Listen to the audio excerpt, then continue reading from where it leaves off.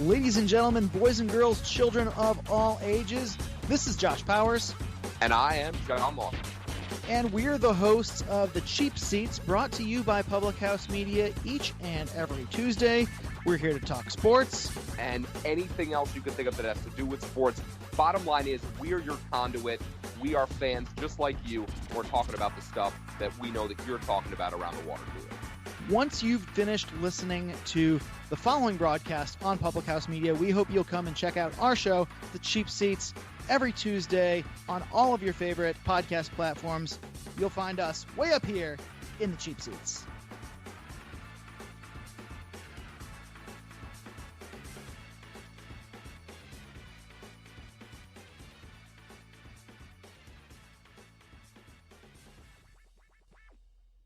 Hello, my name's Kim Meyer, host of Choose to Rise. Thanks for listening to the following broadcast on Public House Media. And when you're done with this episode, I hope you'll come check out my show, Choose to Rise, where I talk all about finding your inner strength, improving confidence, and loving who God made you to be. I bring tips and strategies and things that have helped me rise up to be my current best self, and hope that you can do the same. Every Monday, Wednesday, Friday. You can find my show on Apple Podcasts, publichousemedia.org, and chooseriseup.com. Make sure you subscribe so you don't miss any upcoming shows. Thanks for listening to the following broadcast on Public House Media.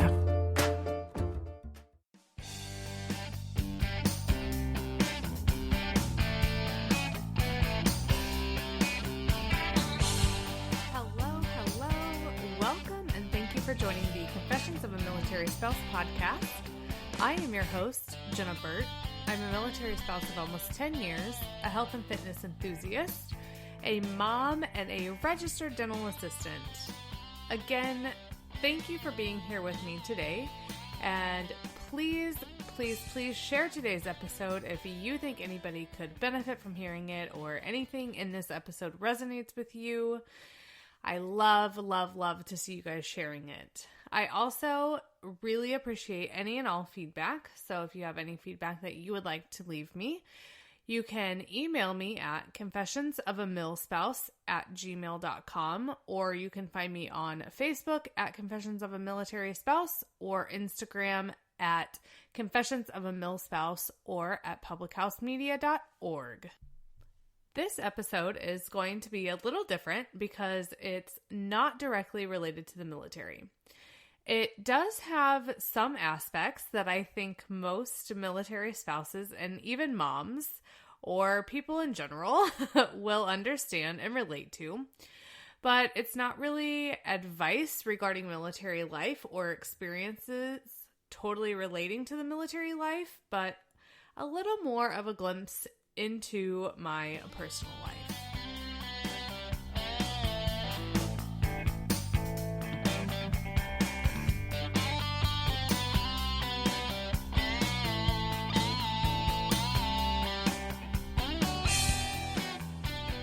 So you may be wondering, what in the hell am I going to be talking about with the title of When We Get What We Want? And I've debated even talking about this because it is something that's very personal to me, and it does showcase a little bit into my life, my thoughts, my feelings, etc. And to be honest, putting yourself, your life, and everything else out there is hard AF. And you're probably thinking, well, Jenna, you have a podcast. Your life is pretty much broadcast out there already. And in a sense, yeah, it is. But at the same time, I also feel like I'm able to hide a little bit because the experiences that I usually talk about are not usually only my experiences. They're usually a combination of both my experiences and then the experiences from others as well. So back to what the hell am I talking about when I say when we get what we want? Well, as a military spouse, if your spouse deploys and you have children, you essentially end up becoming a quote-unquote single parent. All military spouses with children, both men and women, can relate to that. It is a fact, and it is the same for everyone in that position. But here's where it gets personal. I thought that I wanted multiple children. obviously, this was before I got married, but when I was planning my whole life out from that really young age, and I was going to be this perfect mom whose kids ate all their vegetables, they never fought, my house was always clean, blah, blah, blah.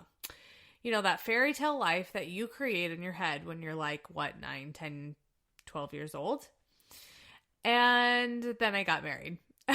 And once I got married, my husband and I obviously had the discussion of children, and I'm not quite sure how the conversation went, but I'm pretty sure that we were both on the same page of wanting multiple children.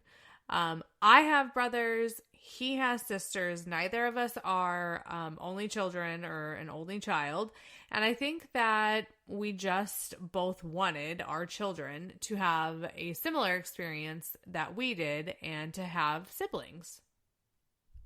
Well, fast forward to recruiting duty. Now, if you've listened to a previous podcast, and to be honest, I'm not really sure which one I talk about it in, but there is a previous podcast where I talked about what happened on recruiting duty. But to catch everybody else up to speed, basically, I unexpectedly got pregnant, went to my first appointment by myself because my husband couldn't take off, and also because I think we were both pretty naive in the fact that there couldn't possibly be anything wrong.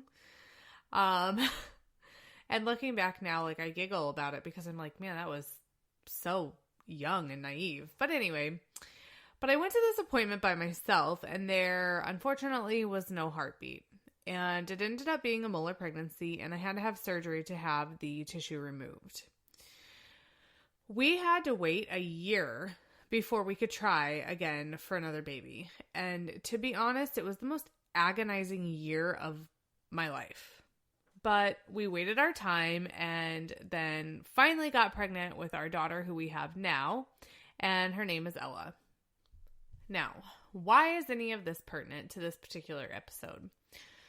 Well, here's the thing. After we had her, it was definitely not the rainbows and unicorns that I expected it to be and that I had made up in this fairy tale world that I was living in. And to be 100% honest, it wasn't even close to that. It was pretty rough and pretty miserable. And I did not enjoy pregnancy at all. I was super sick the entire pregnancy. And I kind of felt like that just carried over into having an infant. She cried a lot. A lot. Which I get it. Most babies do that. Obviously, they're babies. But I also felt like I was basically a single parent. You know, I was single parenting a child, but I didn't want to be a single parent. I didn't sign up to be a single parent. I thought that I had a partner in this with me, which I did. But it obviously did not seem like it at the time. And looking back now, I'm also pretty sure that I had some postpartum depression that I did not take care of. And we were on recruiting duty when we had her. So not only were we first-time parents, I felt like I was single parenting. And first-time parenting is hard enough. Single parenting is hard enough. But then you add the military life and recruiting duty to it. It was basically torture. But thankfully, I did have some amazing friends who definitely kept me afloat during that time and pretty much let me live at their house and raise my child with theirs. Now, for real, why does any of this matter, and what the heck does any of this have to do with the title? So there's a lot of times, especially during deployment, even workups when the spouses are gone for weeks or months at a time. But there are times that I think to myself, man, what I would not give to have a little bit of time or even a few days to just be by myself. How amazing it would be, how wonderful it'd be, all the things that I would do, how I would feel, and just how great it would be. Well, guess what, you guys? It happened. And that's where the title of this episode comes into play. So on this most recent deployment, what started as kind of a joke with my parents actually ended up becoming a reality. And during this deployment, my dad and my brother flew out to visit me and Ella for a few days and for a few other things. My brother actually left earlier than my dad, but my dad ended up staying and then took my daughter back with him. Now, let me just tell you, I was sad. Okay, I was sad. But since I am being honest with you guys and giving you a glimpse into my life and behind the curtains, my gosh, you guys, the excitement was legit so real. So real. I was so excited to have these days and this time to myself. No kid saying mom 1,000 times a minute. No silly or ridiculous questions that I had to answer. I could bump that 2000s hip hop in my car without worrying about all the F-bombs she was hearing. No lunches to pack but my own. And if I wanted to go to the store at 9 p.m., you bet your ass I was going. Now, before you go judging me and thinking, oh my gosh, how could she be so excited for her daughter to leave? Girl, be real with yourself. You know that if you were in my shoes, you would be a little excited too. Maybe not as excited as I am or as I was, but to each his own, and there would be a hint of excitement thinking of the things that you could do. So Ella was gone for quite a while, and remember how I said I was just so excited when she left? Yeah, well, that lasted about a whole 6 hours, okay? And actually not even that. I remember driving to the airport and thinking maybe I should just cancel her ticket and that it wasn't too late. Like, I still had her in the car with me. They hadn't been through security. They hadn't even checked in. Like, it was okay. It wasn't too late. I could still keep her with me. Maybe I shouldn't have sent her home. Maybe I shouldn't have sent her home for as long as I did. Like, I think I should just probably keep her. And then reality pretty much smacked me in the face when I realized I didn't have her signed up for any type of care during the day whenever I would have been working if I were to keep her home. And that's when I realized I'm screwed. I had made that decision. I had committed to that decision. And at this point, I had no choice but to follow through. So I did. The drive home from the airport was not what I expected. It was very sad, it was very quiet, and I was very much so questioning what I had just done. But I knew that I also couldn't come home and sulk. So instead, I came home and decided to tackle a relatively large project that I had been saying I was going to do for a very long time. That project quickly consumed me, and it was my main focus for enough days to keep my mind off things because I would go to work, I would come home, I would work on the project until I went to bed, I would go to bed, I would get up, and I would repeat the whole process for about a week. Then I started getting into the routine of not having to worry about being in any certain places and in a certain time and realizing that, oh my gosh, for like the first time in a long time, I had some freedom and I wasn't so stuck to a schedule. I didn't need to be home at 8 o'clock so my daughter can go to bed. I didn't need to come home from work right away so I could cook dinner, so I made sure it was ready for her to eat before we had to run to 15 different things. I realized that I wasn't so stuck. And that's when, the excitement started to set back in a little bit because I was, quote unquote, free to do whatever. So I did. I would go to Michael's whenever I wanted and spend way too much money. I started going back to the chiropractor. I would go to the store whenever I wanted. And it was pretty nice. Until it hit me. Reality finally set in. And I realized that maybe I really didn't want what I thought I wanted. For so long, I had thought about what it would be like to have this quote unquote freedom for a little while and how nice it would be and how much I would enjoy it and all of the things that I would do. And I did enjoy it, but not for a very long time, and definitely not like I thought I would. Quickly, that excitement turned into a very, very big sadness that totally overcame me.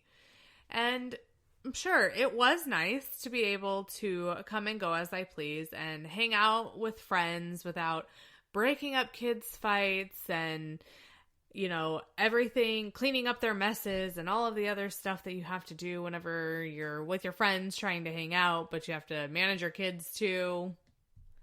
But then I also realized that I missed hearing the kids giggle together and talk about the craziest things and make all of these memories together.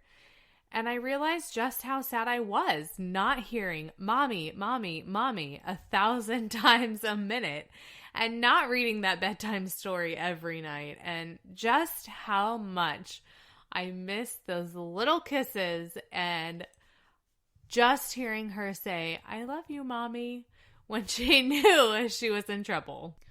I never really thought that parenting was for me or that I was a great parent. And sometimes I even questioned, if I was meant to have a child. And there are still times that I don't think I'm the best parent out there. And I know I'm not the best parent out there. And I'm coming to terms with that because I am very much a perfectionist and want everything to be perfect. And I want to be the best parent out there and I want to be a perfect parent. But I have to come to terms with the fact that I'm not and I never will be. But what I do know and what I have realized is how much I love and adore my daughter that annoys me to no end. And just how much I missed her when she was gone. So much so that I practically lived at my best friend's house while she was gone. And I am not exaggerating when I say that almost every day I was at my best friend's house because I didn't want to be at my house. My house was so quiet and empty and obviously reminded me not only of the fact that I was missing my daughter, but the fact that I was also missing my husband. So yes, I have dogs and they were still taken care of, but I'm pretty sure that during the time Ella was gone, I basically was only home to feed the dogs, shower, and sleep. The rest of the time was spent either at work or my best friend's house. God bless her. So what happens when we get what we want? Well, exactly that. We get what we want, or for me, we get what we think we want. I thought that I wanted this time away from my daughter, and I'm not saying that it wasn't a good thing because I definitely think it was for the both of us. But it also taught me that what I originally thought I wanted was in fact not actually what I wanted. And yes, I wanted the time away from her and I was excited for it. But like I said, that excitement quickly turned into sadness and made me realize a lot of things about myself and the relationship that I've built with my daughter. I realized that my bond with her is way closer than I see or I think I see on a day-to-day basis. And sometimes it's good to take that step back and realize those things. I'm also thankful for the fact that I have parents and in-laws who took her and allowed her to spend the time with her family back home that she did get to spend with them. But most of all, I was beyond excited to have her back in my arms and feel those hugs and get those kisses and hear mommy 1,000 times a minute. It was also such a great lesson for me to remember in life to be careful what we wish for because it might not always be what we actually want. Thank you all for spending this Tuesday with me. I know it's a little bit of a different schedule than what we're used to, but thank you for spending it with me and letting me open up to you about my personal life and some of the stuff that kind of goes on behind the scenes and some of the struggles and experiences that I have. So be sure to subscribe on your favorite podcast listening platform so you never miss an episode. And thanks again for being here with me today.